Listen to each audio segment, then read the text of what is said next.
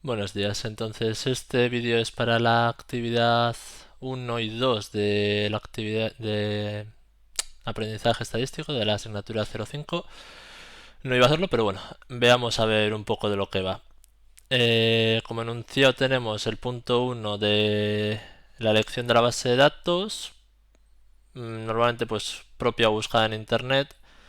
Las cedidas por una empresa, como van a tener problemas con leyes de protección de datos, no las usaría, pero bueno, si no te pilla la empresa, pues no hay problema. Luego, si es verdad, pues Luis comentaba que no vas a tener tanta información sobre esos datos porque son propios o buscados en internet. Yo opino que si te gusta el tema algo, pues que vas a saber elucubrar o vas a poder buscar algo, pero ahí a gusto del consumidor. Y luego que no se pueden aceptar. Yo pensé que esto iba porque estos datasets de esta página son muy especificados y muy limpios y muy tal, y entonces nos iba a dar pie a limpiarlo. Ella decía que es porque te dan ya los ejemplos y las métricas que tienes que usar y el contexto y la tarea que tienes que hacer. Entonces yo propuse los datasets de Kaggle y los de Reddit. Los de Kaggle decía que no servían. Igualmente, luego hablando con Enrique me he dado cuenta de que existen datasets en Kaggle que son subidos por usuarios sin más y no te dan un contexto. Así que podéis buscar y hay datasets que no vienen con contexto, con lo cual te sirven. Y luego, pues bueno, describir. Entonces, voy a explicar un poco por encima y luego paso más específico a cada una de las partes. Lo que hemos estado viendo en clase o lo que se plantea en un modelo básico de un desarrollo de data science, al final lo que viene a tener son los 9 pasos de KDD. Yo como que suelo hablar más de los de CRISP, pero no uso la metodología CRISP. Nos ha subido Isa algún documento en el que explican la metodología CRISP. Yo en empresas no las he visto usar, en organizaciones más de investigación sí se usa más. Y en empresas se usa lo que necesites en el momento, entonces no se usan nombres específicos. Igual una metodología ágil porque los programadores están pensados más para ágil y los de data science usan algo intermedio entre CRISP y metodología ágil combinado y haciendo lo que mejor le salga. Porque como estamos todavía en pañales en estas áreas, pues entonces lo primero que es el punto uno, pues entender qué es lo que queremos hacer y el objetivo de nuestro trabajo. Luego buscar el dataset, que estos dos pues sería el punto uno. Entonces para crear el dataset yo lo que diría es busca una afición que te gusta. ¿Que te gusta bicicletas? Pues coges un dataset de todas las bicicletas compradas en el último año. ¿Que te gusta la política? Pues el dataset de las elecciones de Estados Unidos. ¿Que no sabes qué coger? Tienes 25.000 datasets de COVID. Tienes una página que no me acuerdo ahora, pero es de estadísticas de countries, joder, de países.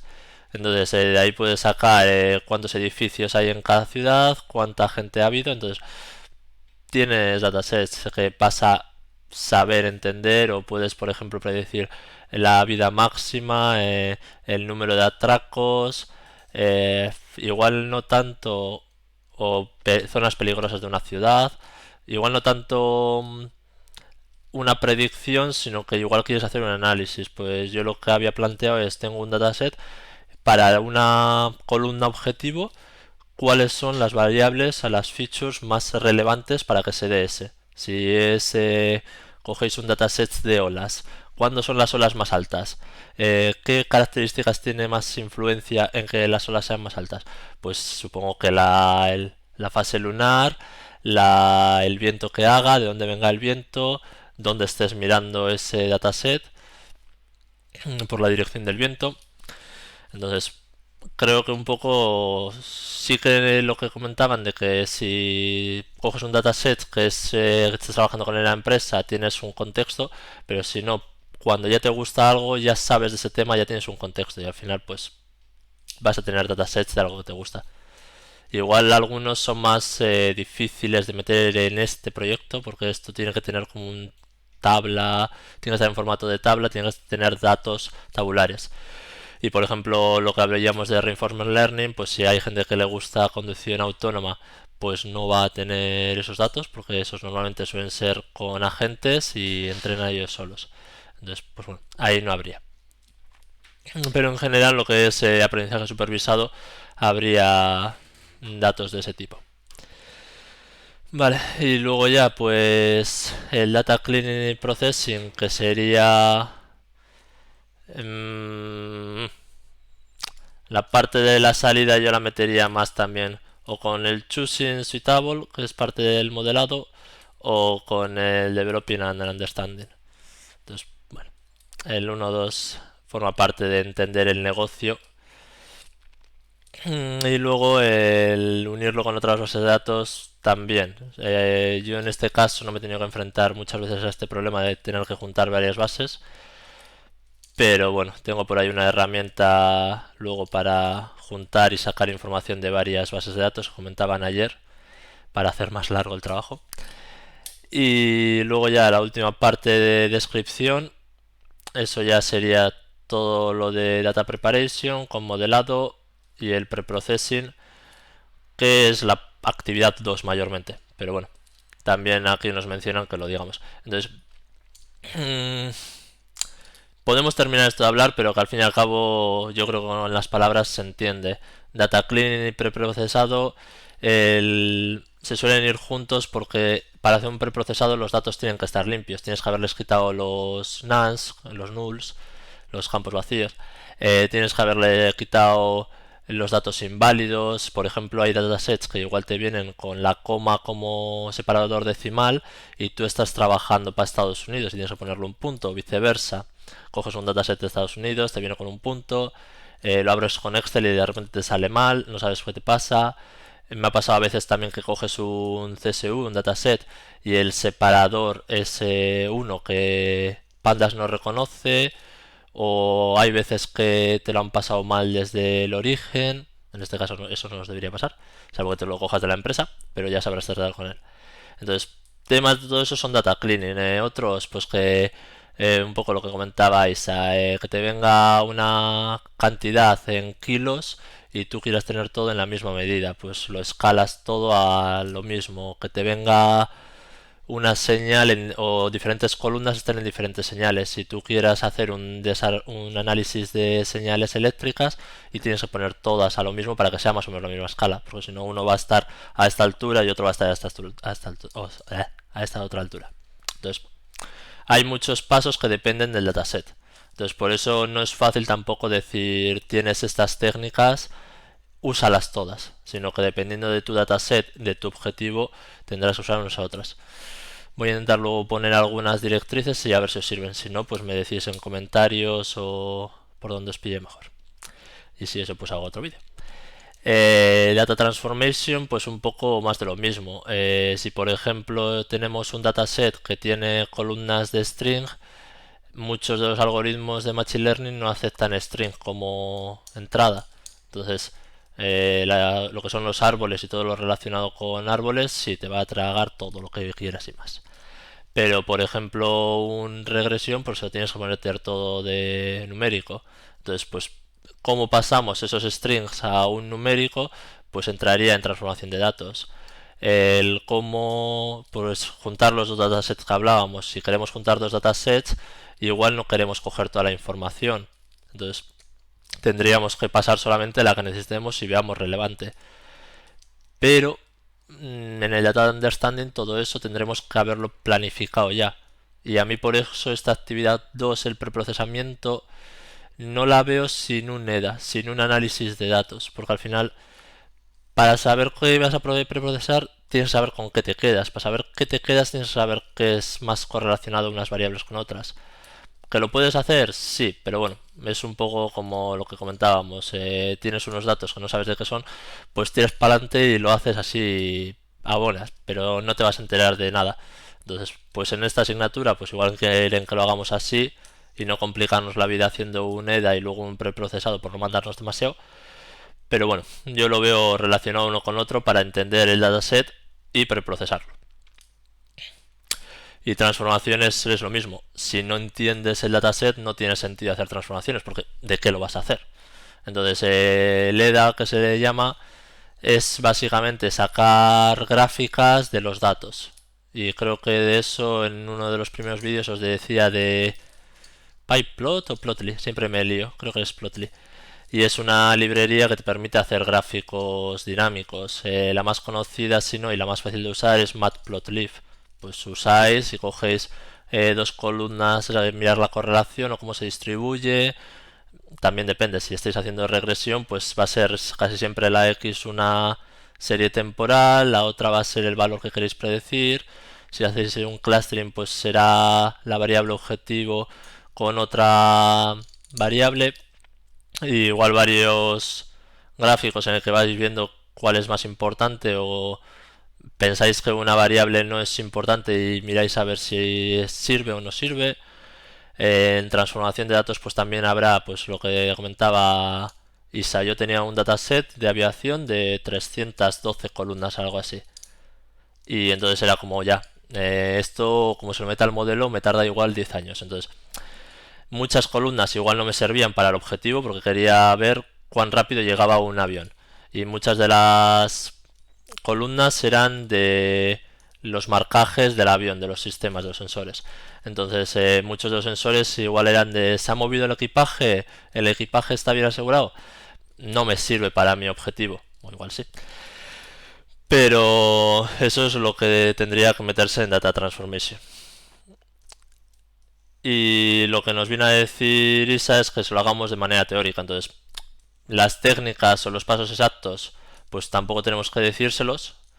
Y es un poco el decir, va, pues yo primero miraría en el data cleaning o un paso intermedio aquí. Porque para el creado, pues también creas un dataset y sabes qué datos tienes. Entonces, pues cuando lo sabes, yo aquí en medio metería un EDA o un análisis de los datos para saber de qué es. Si ya te lo han dado aquí arriba porque te lo han dado de otra empresa y te dicen un catálogo de datos y te dice cada columna que es, cómo está completado, cuántos nulls tiene y demás, pues perfecto. Pero si no, pues eso, aquí en este que no le conozco, habla de la exploración junto con el cleaning y el preprocessing. Entonces, por eso, entre el sample y el explore, yo ahí metería un análisis de datos. Y luego, la transformación, esto es lo que hablábamos de si lo queremos un clustering, clasificación, regresión. El, el siguiente, pues qué modelo o qué algoritmo dentro de estas tres grupos vamos a usar y luego usarlo en sí. Entonces, esto yo lo llamo modelado y queda más bonito que desglosarlo tanto. Pero eso, elegir y estos, aquí sí me parece un poco que ahí se le va la pinza de... ¡Hala! Ahora elegid. Pero sí que es verdad que hay páginas de sobra para decir de forma medio guiada y decir, va, yo creo que sería esto más o menos. ¿Que no sería lógico hacerlo en un máster? Sí, yo creo que en un máster tendría que tener más fundamento, una mayor base teórica y más preparación, pero por ahora, y este no me ha demostrado lo contrario, los másters online suelen tener menos valor. Este además es un máster no oficial, entonces yo suelo pensar que esos tienen menor importancia aún. Eso ya es otro tema de máster oficial versus máster escolar, creo que le llaman, o máster universitario. Uno puede ir más rápido y sacar las últimas tecnologías que se han desarrollado, y el que es de escuela, de universidad, te permite hacer el doctorado y tiene que pasar unas fechas y unos documentos en los que dicen de qué va a ir cada asignatura, se lo tienen que revisar y para eso tienen que pasar igual 2 o 3 años. Entonces, por evitarse ese proceso, muchas empresas privadas han nacido, Universidad Europea, la VIU y demás, que te hacen másters suyos, másters universitarios, en los que pueden meter el contenido que quieran, no tienen que avalárselo el gobierno y por tanto no tienen que hacer ningún trámite. Y luego lo que meten, pues bueno, no tiene tanto... Lo pueden meter muy nuevo, pero tienen que ser la propia universidad la que actualice, entonces tiene más riesgo a mi modo de ver. Y en cambio el universitario o el oficial es más universitario, más teórico, tienes que ir a la universidad a hacerlo, porque suelen ser presenciales, y suelen meter más teoría. Ya te digo, en todos los másters que he visto una asignatura que es de saber leer papers y saberlos hacer. Entonces, me parecen más duros y a la vez tienen más base, igual matemática y todo eso. Entonces, aquí yo creo que nos están pidiendo menos. En Roger vamos a dejar esa asignatura de lado, porque esa era como muy básica. Pero todas las asignaturas por ahora tienen 2 actividades y parecen bastante sencillas, si sabes. La de Jesús, en principio los programas que nos ha pedido también son sencillos, nos está dando todos los pasos, bastante bien. Y con Isa pues está esperando que nosotros investigamos todo. Yo creo que también dijo que era el primer año que daba clases, se le nota nervioso, entonces pues bueno. Y entonces, volviendo al tema, que me desvío completamente. Hacemos aquí, estoy un poco Isa. Haciendo aquí el análisis de los datos, sabríamos cómo son. Y con eso ya podemos ver qué vamos a limpiar, el tipo de salida y dónde sería usado. Eso es que me parece fácil. O sea, una vez tú ya lo has buscado, ya sabes para qué lo vas a usar. Entonces, simplemente tienes que decir, lo vas a usar para tal cosa. Y mi tipo de idea es hacer una predicción de esta columna. Entonces, si has cogido una base de datos que no sabes, con el EDA lo vas a saber. Porque al final vas a decir, esta columna la puedo usar, esto me gusta. Entonces, el EDA si no os deja las cosas claras. Y luego, pues vale, sí, lo que me había quedado era el elegir el algoritmo. Ahí os enseño un par de páginas y yo creo que tampoco irá tan a machete de, pues me has dicho este algoritmo, pero no te has dado cuenta de que una salida no lineal no implica que no sé qué. Creo que no, porque es también lo que me decía ella de que a esto es como una introducción para ver cómo se hace. Entonces, y que luego hay otra asignatura que yo creo que es 04, que lo que no entiendo es por qué hemos hecho primero la 05 antes de la 04. Y en la 04 se explicarán más los modelos de Machine Learning. Pero bueno. Y luego la 3, que es donde yo creo que está más la fuerza. Ahí ya empezaríamos a tener que decir cada uno de los pasos, pero volvemos, en teoría o en papel escrito, no hay que hablar de métodos específicos, cómo está hecho y cómo se hace cada uno de ellos. Entonces, si mirara los ejemplos de clase, mira, esto se me olvidó ayer preguntarlo, quería decirle a ver qué ejemplos de clase, porque son los que ella dice, los dice muy rápido y muy tal y no tal. Y si me va a decir el ejemplo que ella subió de paper, que es su tesis doctoral, es un procedimiento KDD, no es un ejemplo real en el que me saque el código o me diga tal. No sé, también se puede hacer eso, se puede hacer como ella nos ha puesto en la tesis el KDD, que al final es poner cajas e ir diciendo básicamente estos pasos es lo que le he visto en el paper. No lo abro por no liquearlo, pero por no liquear otras cosas, pero es de 2011 y hay una tabla en una de las hojas como abajo a la izquierda y está bastante bien porque te pone todos los pasos en grupos grandes y luego dentro mini cuadraditos. Entonces luego esto ya hablamos, que aquí también tendría que poner regresión, cluster y clasificación, que son así como los 3 grupos más grandes de aprendizaje supervisado. Y luego pues que no es necesario. Entonces ahí es cuando ya empezamos a pasar a más tips. Luego esto es una tabla que me ha gustado para mostrar el KDD y las diferentes formas de las que se habla de ello. El evaluation y el deployment pues no lo vamos a ver tan en esta asignatura y en el futuro pues no sé si lo veremos en otra asignatura. Y los otros en principio sí, que son los que más se hacen. Otros de KDD, sí, podéis buscar estos gráficos que me parecen más feos que yo que sé, y porque el KDD se usa más cuando se habla en universidades, en grupos de investigación. Entonces, por eso a mí me parecen feos. Entonces, otros que he visto, pues cosas de estas que te dicen ya más a fondo específico lo que tienes que hacer. Recolectar, limpiar, y bueno, que el limpiar y el procesar pues suele llevar el 80% del tiempo, suelen decir.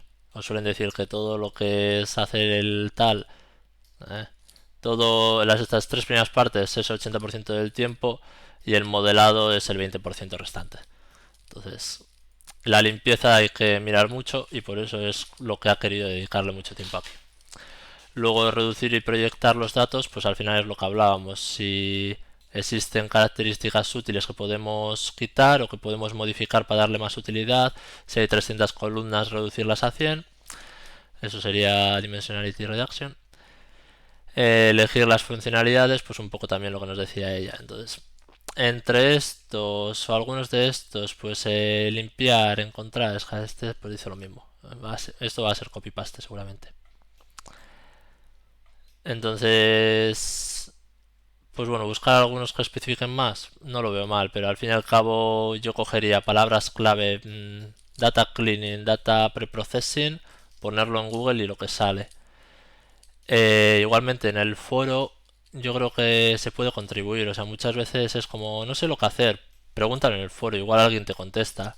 Yo antes de los datasets y me contestó otra persona, me contestó Mario, de datasets que se podían sacar.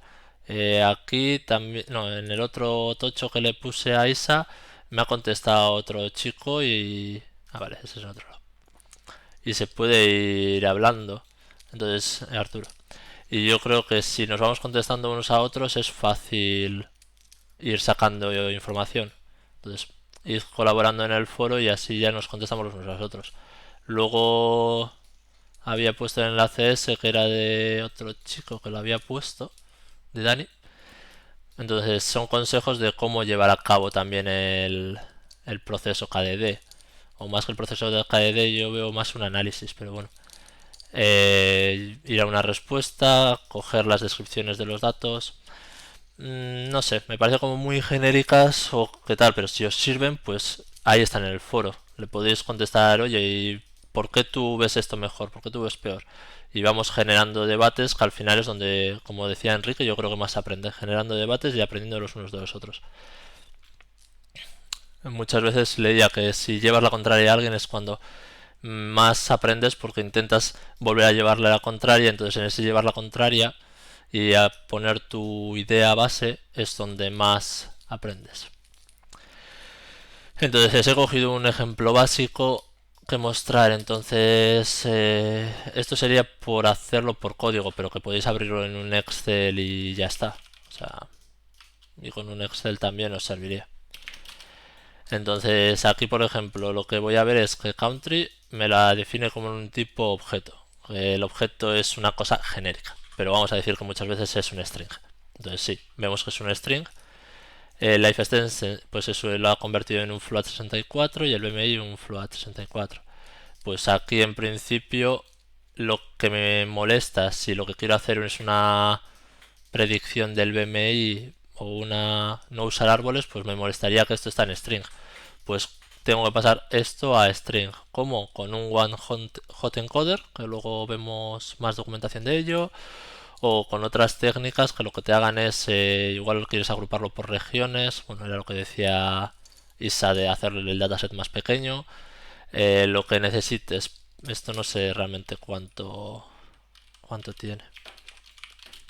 163 filas, pues igual son pocas ya, entonces no haría falta reducirlo.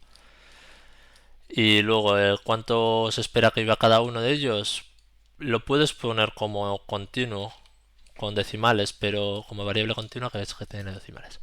Pero igual te interesa más tenerlo como un entero y entonces le cortas esto redondeándolo y te sirve mejor para tus objetivos. Entonces este dataset como que es muy pobre en eso. El BMI pues igual quiere redondearlo a 2 dígitos, 3 dígitos. 5 creo que es porque los matemáticos dicen que tiene la máxima concreción sin irte muy lejos. O mi profe de métodos continuos o alguna cosa que tenía en la carrera me decía que 5 siempre, que no sé qué, que es muy importante poner 5. Entonces pues bueno, supongo que por eso lo han puesto en este dataset con 5. Es que es eso, hay que habría que mirar. Normalmente los que son continuos, o sea, los que son strings los pasamos a números. Los que son continuos normalmente se dejan iguales, salvo igual pues este yo he tenido la suerte de que es punto y pues trabajo con un punto, entonces sin problema. Si hubiera sido coma, esto aunque pareciera que me lo fuera a entender, seguramente aquí no me pondría float, sino que me pondría object, entonces tendría que haber cambiado esas comas a puntos. Este pues igual lo redondearía a 2 dígitos. Mm, otra columna... no se me ocurre ahora. Idme dando casos y os digo, pero... Es eso, si cogéis un dataset, no sabéis muy bien qué, cogéis el Discord y ponéis la pregunta ahí, aprendemos todos. Porque yo igual no respondo, yo responde otro que sabe más.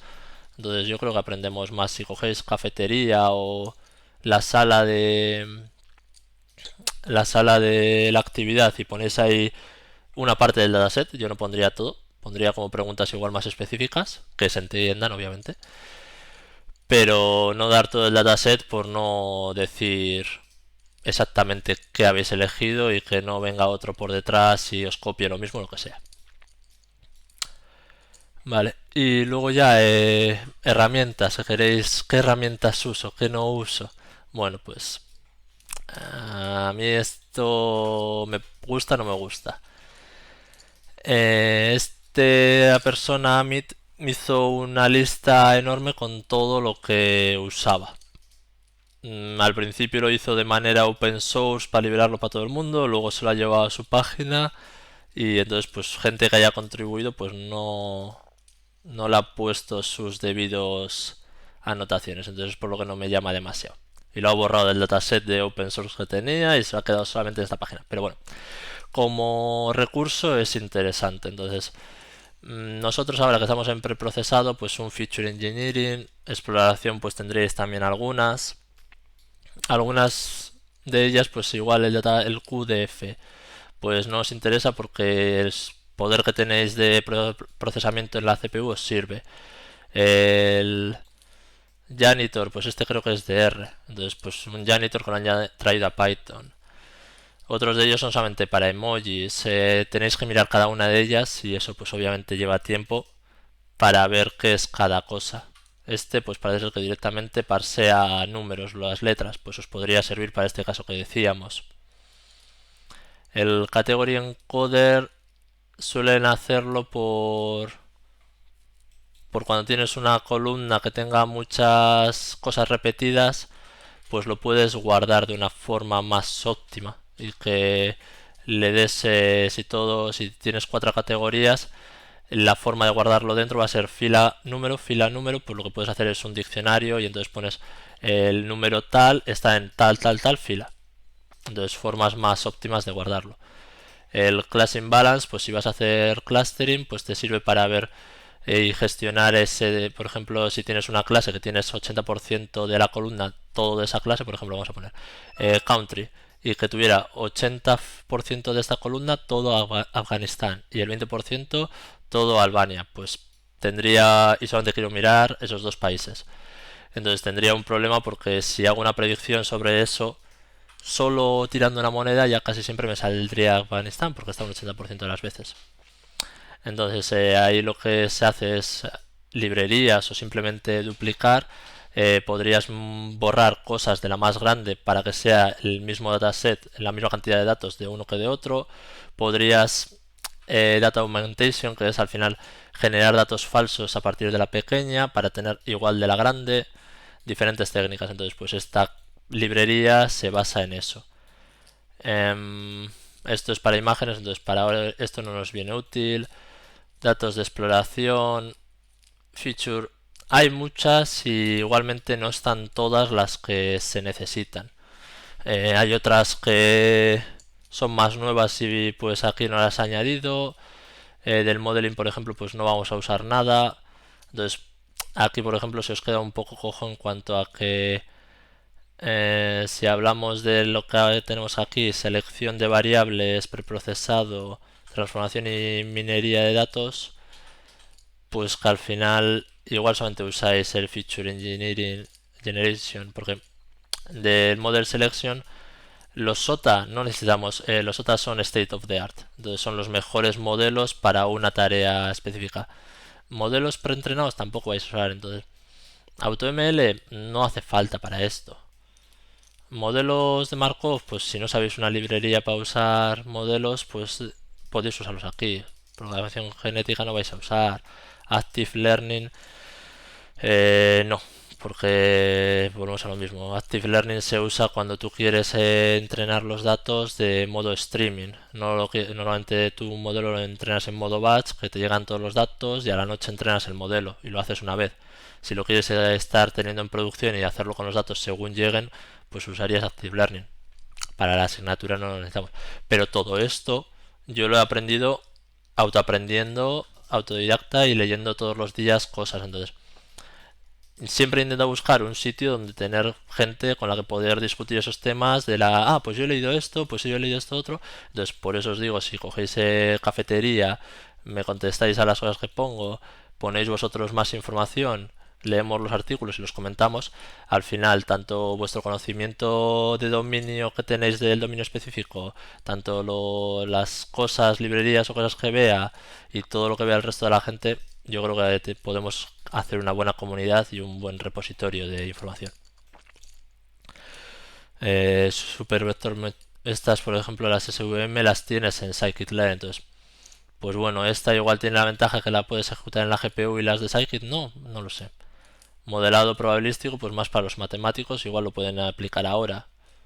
Spiking Neural Networks se usan para intentar modelar exactamente cómo funciona un cerebro en base a señales eléctricas.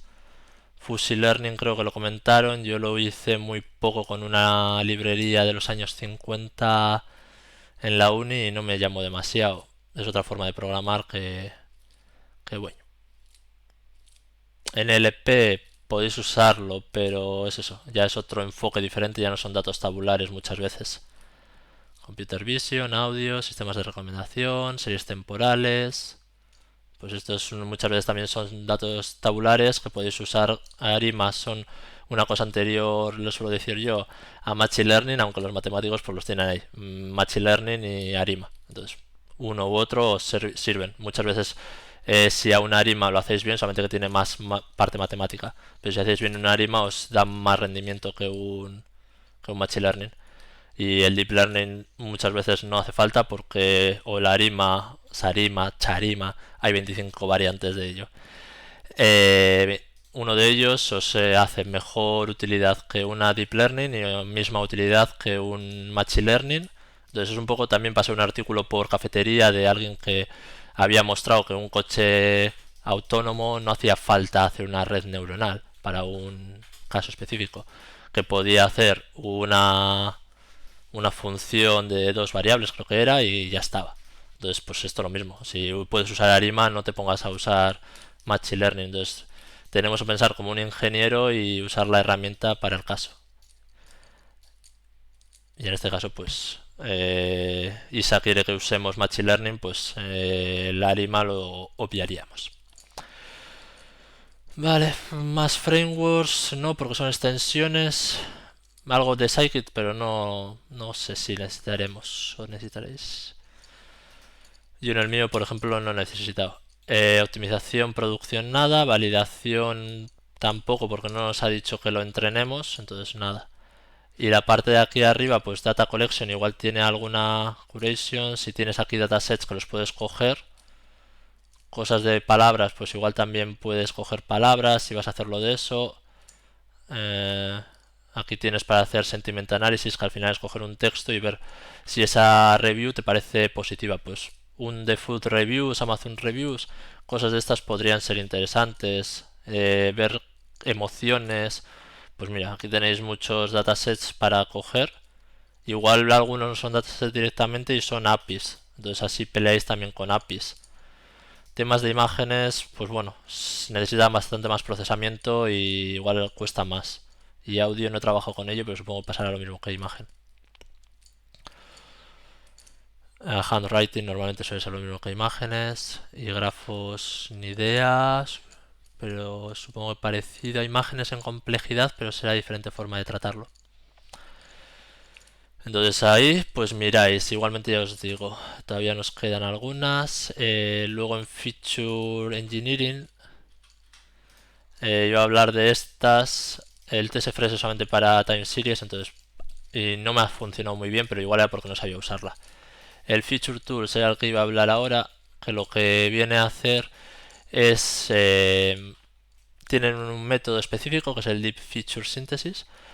Y entonces lo que él te dice es, yo te voy a sacar las mejores características de tu dataset, eh, con los datos que tú me des y con tu variable objetivo que tú me digas, voy a intentar sacar más datos escondidos. Entonces pues aquí pues ha sacado la suma, la moda, el día y luego saca pues el máximo de la sesión por tal. Entonces va haciendo combinaciones que él crea relevantes para sacar. ¿Qué tiene de especial Feature Tools? Que es por lo que yo muchas veces no lo he usado. Porque está pensado principalmente para combinación de datasets. Entonces, el otro día ayer comentaba alguien que quería juntar dos datasets para que llegase a las 5 hojas. Mm, yo, por poner un caso, voy 4 y, y me queda simplemente el paso 1.3 y voy 4 hojas. Entonces, yo creo que llegaré bien a 5. Pero bueno, veremos. Entonces yo no creo que sea difícil llegar a 5 hojas si te explayas. Lo que yo le he dicho es eso, que para llegar a 15 o metes fotos muy grandes y luego decía ella una tabla de 2 hojas. Menuda tabla es esa. Pero bueno, si se puede llegar a 15 pues se puede llegar a 15. Fijo que hay gente que llega. Entonces con fotos supongo que sí, pero si no, pues no sé. Tiene que ser muy extenso y muy... Igual pues lo que puedes llegar para llegar a 15 es ver todo y poner en la actividad todas las bases de datos que has mirado y con cuál te has quedado. Entonces, si haces un análisis de todas las bases de datos que has mirado, por qué una la has descartado, qué columnas tenía, pues sí, así sí, supongo. Entonces, Feature Tools lo que viene a hacer es, si tienes dos bases de datos, te busca las relaciones entre esas tablas, entre esas bases de datos. Entonces, para la persona que decía, oye, ¿puedo usar dos bases de datos? Yo el problema que tendría ahí es el cómo juntar esas dos bases de datos. Entonces, Feature Tools te ayuda a juntar o crear nuevas columnas. Entonces, ahí la dejo. Solamente que yo cuando la he usado me parecía complicada y al final ya digo, no la he usado. Y porque eso, habla siempre de un dataset multitablas. Entonces a mí ya esa parte me parecía difícil y cuando he estado trabajando no me he encontrado un caso de ese estilo. Igual podrías partir un dataset muy grande en varios y así tenerlo, pero no lo sé. Vale, y ahora pasamos un poco a la Biblia. Un poco como veíais con la de Jesús, pues estaba en tema de Hadoop, ibais a la documentación de Hadoop y estaba muy bien hecha. Pues en este caso tendríamos la guía de Scikit-learn.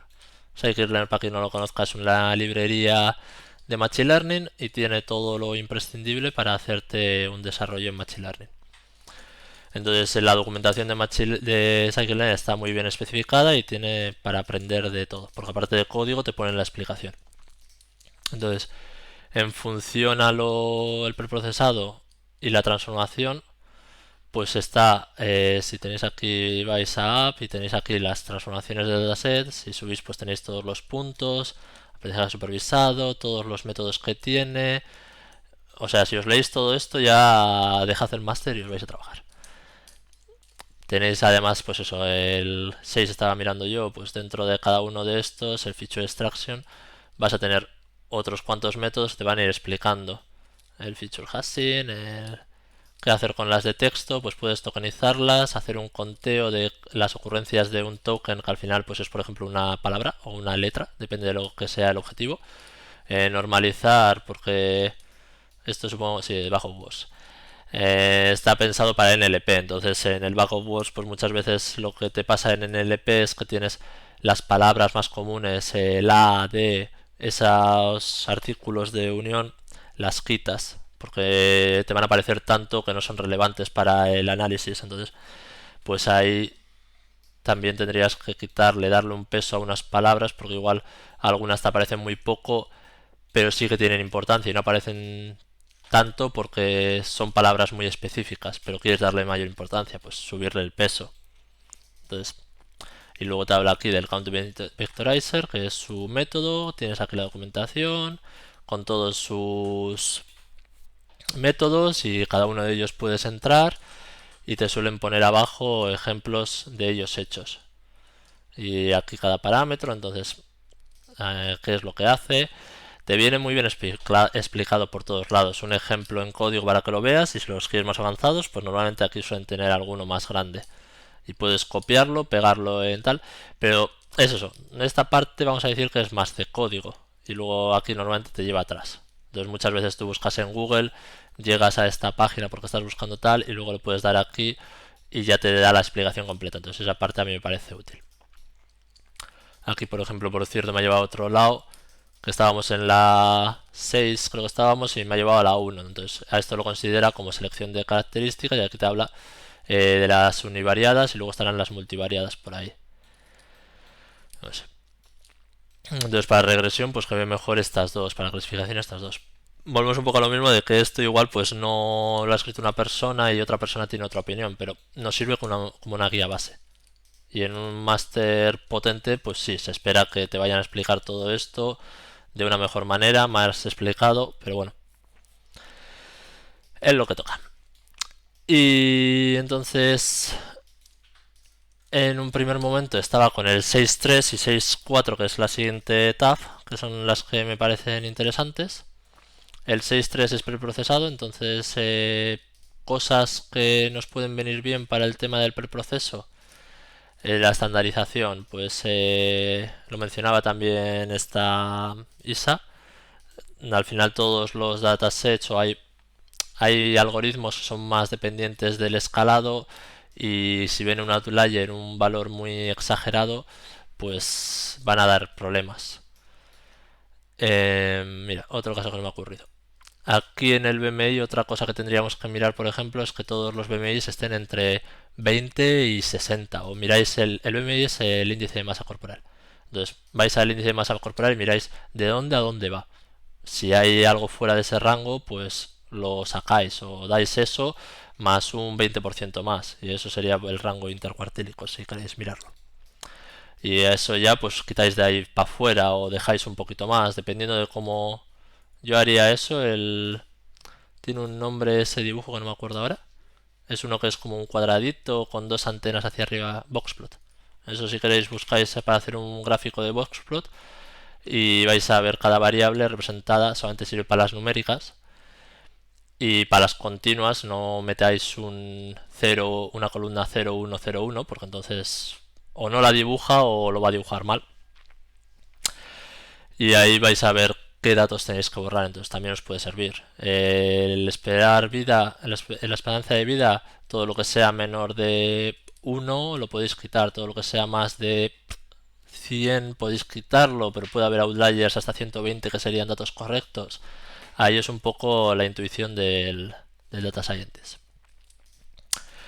Entonces, luego esos datos, dependiendo de a qué algoritmo se los metamos, son más susceptibles de modificarse o no. Entonces, todas estas columnas de números, igual que debemos modificarlas como viene aquí, escalado, entre 0 y 1, que aparecen aquí estos dos, o hay veces que se hacen de -1 a 1, porque es la función de activación en redes neuronales, pues hemos cogido una que va de -1 a 1.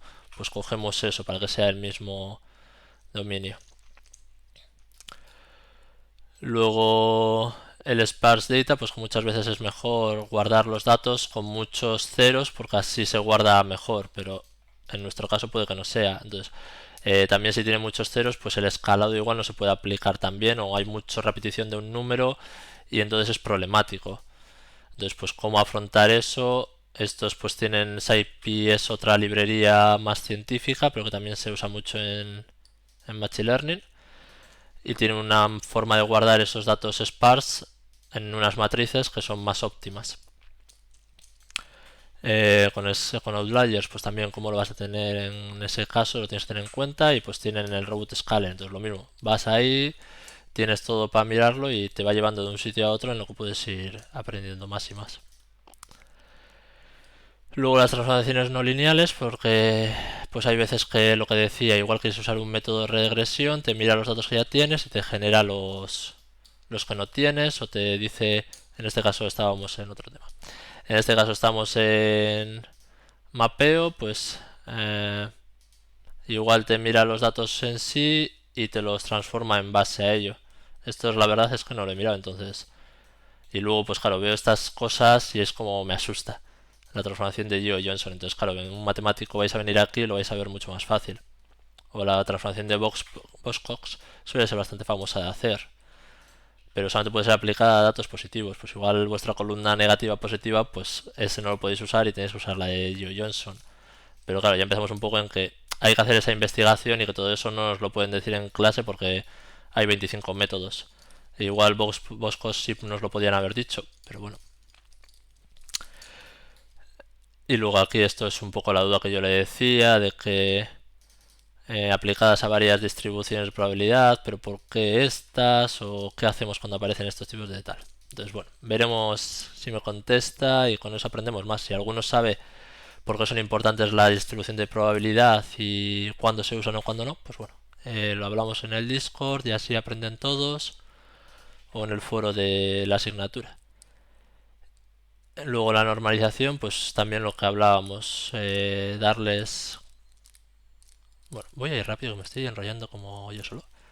Esto es lo que hablábamos para pasar un string a número en una columna que tenga varias veces repetido. Luego el one hot debería estar también por aquí. Esto lo vais viendo vosotros y así no me enrollo, porque si no el vídeo va a durar demasiado. El one hot, pues no sabrá dónde estará, pero el one hot lo podéis usar para lo mismo, para one hot encoder. Para pasar una variable de string a números. Ah, vale, me ha llevado aquí. Vale, pues sí, one hot encoder, vale. Lo estaba diciendo antes y aquí el tema tenéis que leerlo porque tenéis el ordinal encoder y el one hot encoder. Dependiendo de vuestro tipo de datos, tenéis que usar mejor uno u otro. Y os lo viene por ahí especificado. Dummy encoder o one hot y eso miradlo porque es importante. Y luego el 6.4 es para cuando haya vacíos. Si hay campos vacíos, pues tenéis la imputación univariada o la multivariada, fijándose solamente en una columna o fijándose en varias columnas a la vez. Diferentes métodos, el iterative imputer, luego está el simple, creo que estaba, sí, el simple, y luego había otro KNN imputer, creo, sí. Entonces el KNN pues usa un método más de machine learning y se supone que es más robusto, pero si no hace falta, ¿para qué usarlo? Y luego, pues un poco pues lo que viene bien al saber matemáticas. Si esto usa la distancia euclidia y estás con datos que igual la distancia euclidia va a romper los datos, pues no habría que usarlo. Pero eso es la parte que no sé decir. Y con eso yo creo que ya. El pipeline lo podéis evitar, es una forma más bonita de hacerlo, pero bueno, lo podéis evitar. El column transformer, pues sí podéis usarlo, entonces vais entrando mirando el PCA está aquí, luego hay otro que es TSNE, que lo usa menos gente, pero es otra transformación no lineal para reducir el número de columnas que tenéis. Suelen, no sé, esto es mirar otra vez en internet porque no lo usaban. El PCA creo que era más... es más usado, pero no me acuerdo por qué era. Entonces aquí correlaciones también usaréis. Un poco yo creo que las transformaciones de dataset serán las más usadas. Luego tenéis el 6.3 que son preprocesado. Y si no os miráis toda la documentación, que vais a aprender un montón. Aquí vais a poder igual mirar lo de los modelos que decíamos para elegir, que nos decía pues regresión clustering tal, pues un decision tree para regresión, un decision tree para clasificación. Entonces, con eso me vais comentando las dudas que tengáis y hablamos por el Discord. Hasta luego.